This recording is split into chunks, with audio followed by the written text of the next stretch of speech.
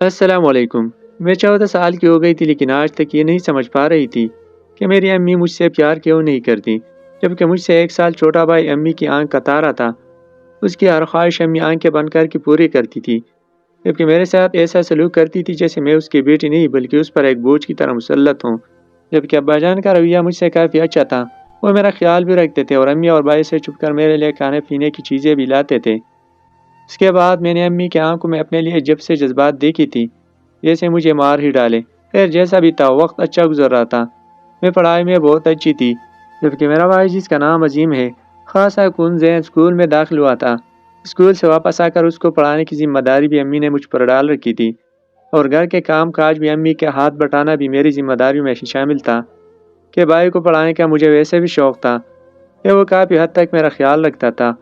وقت گزرتا رہا اور میں 18 سال کی ہو گئی۔ میں ایک خوبصورت دوشیزہ تھی، جبکہ بھائی مجھ سے 1 سال چھوٹا ہونے کے باوجود قلیل جوان تھا۔ میں اس کے سامنے چھوٹی گڑیا جیسی لگتی تھی۔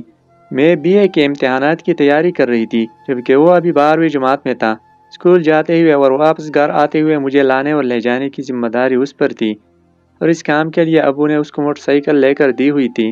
ایک دن میرے کالج میں پارٹی تھی اور میں خود تیار ہو کر فیشن والے کپڑے پہن کر بھائی کے ساتھ موٹر سائیکل پر اسکول جا رہی تھی۔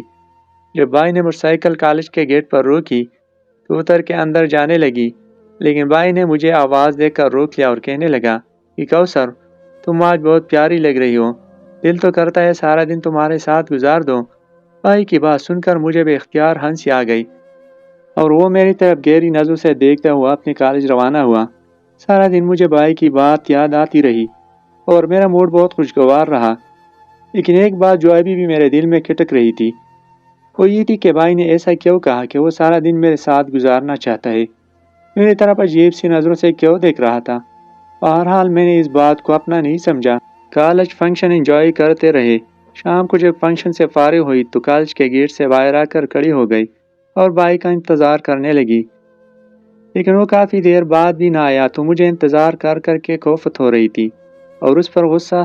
سمجھ نہیں آ رہا تھا کہ میرے معاملے میں اتنا لاپرواہ کیسے ہو سکتا ہے۔ خیر کچھ دیر بعد وہ سامنے سے آتا دکھائی دیا۔ جب وہ قریب آیا تو میں اس پر چڑھ دوڑیا اور خوب باتیں سنائی، لیکن وہ مجھے دیکھ کر مسکراتا رہا اور کہنے لگا کہ چلو گھر چلو گی تو لیٹ آنے کی وجہ بتاؤں گا، ابھی مت ڈانٹو، میرا موڈ خوشگوار سے خراب ہو جائے گا۔ خیر اب مجھے کچھ محسوس ہو رہا تھا کہ ایسی کون سی بات ہے جو وہ مجھے بتائے گا، اور اس کام کی وجہ سے وہ مجھے لینے بھی لیٹ آیا تھا۔ گھر پہنچ کر میں نے کھانا کھایا اور کچھ ضروری کام نمٹا کر کتابیں لے کر بیٹھ گئے اور کتابیں پڑھنے لگی۔ اس دن امی اور ابو گھر پر نہیں تھے، کسی عزیز کے ہاں ملنے گئے تھے اور انہوں نے رات دیر سے واپس آنا تھا، شاید ان کو واپسی پر 12 بجے۔ جاد اصل میں ابو جس کمپنی میں ملازمت کرتے تھے وہاں اکثر کوئی نہ کوئی پارٹی اور فیملی گیدرنگ چلتی رہتی تھی، اور امی کو بھی ابو کے ساتھ وہاں جانا ہوتا تھا۔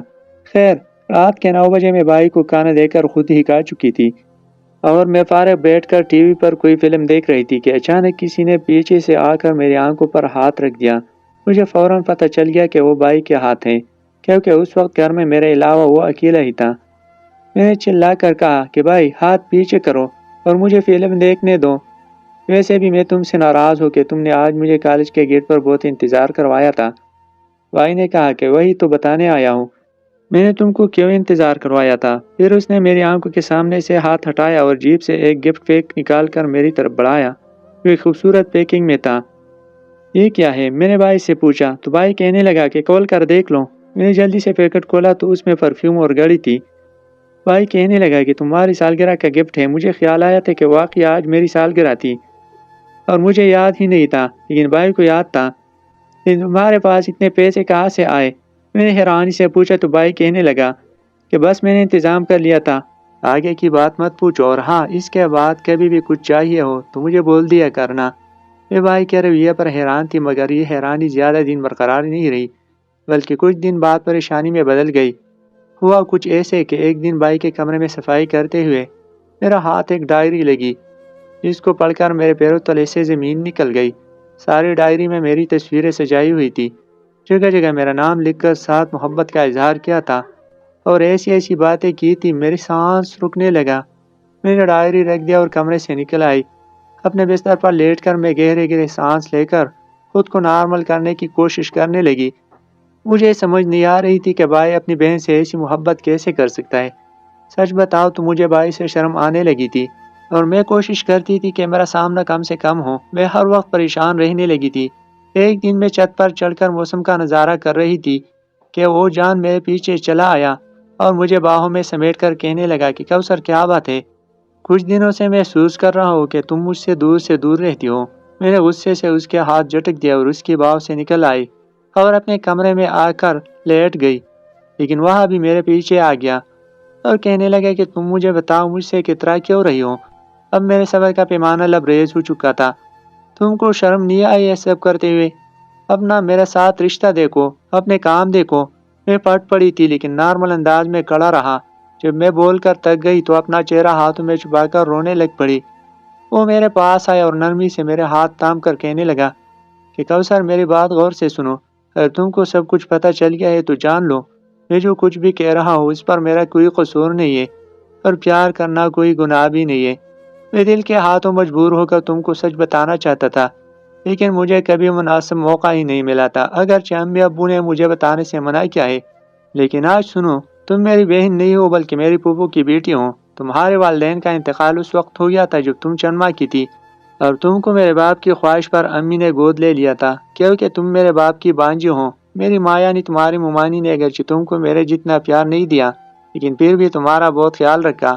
تمہیں گود لینے کے 1 سال بعد میں پیدا ہوا تھا اور کچھ سال پہلے میں نے امی ابو کی باتیں سن لی تھی تو مجھے معلوم ہوا کہ تم میری بہن نہیں بلکہ پھوپھی زاد ہو، اور یہ بھی کہ وہ میری شادی تم سے کرنا چاہتے ہیں تاکہ گھر کی بات گھر میں رہ جائے۔ اس دن کے بعد سے میرا خیال تمہارے بارے میں بدل گیا۔ میں تم کو اس نظر سے دیکھنا شروع کر دیا تھا۔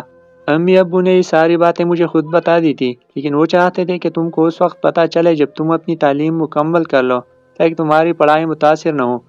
جب بھائی یہ بتا چکا تو خاموشی سے باہر نکل گیا۔ میرے اوپر حیرتوں کے پہاڑ ٹوٹ چکے تھے۔ اب میرے ذہن میں ساری یادیں تازہ ہو رہی تھی کہ کبھی کبھار میری امی میرے ساتھ امتیازی سلوک کیوں کرتی تھی کہ صورتحال سامنے آنے کے بعد مجھے سنبھلتے بہت دن لگ گئی، لیکن اس دوران عظیم بھائی نے میرا بہت ساتھ دیا۔ جب تک میں اسمبلی عظیم کے بارے میں اپنی رائے تبدیل کر چکی تھی اور جب وہ میرے لیے کچھ لے کر آتا تو مجھے بہت اچھا لگتا تھا۔ آخر کار میرا ہونے والا شوہر تھا۔ تو دوستو، آپ کو آج کی کہانی کیسی لگی؟ اگر اچھی لگی ہو تو کمنٹ میں ضرور بتائیے۔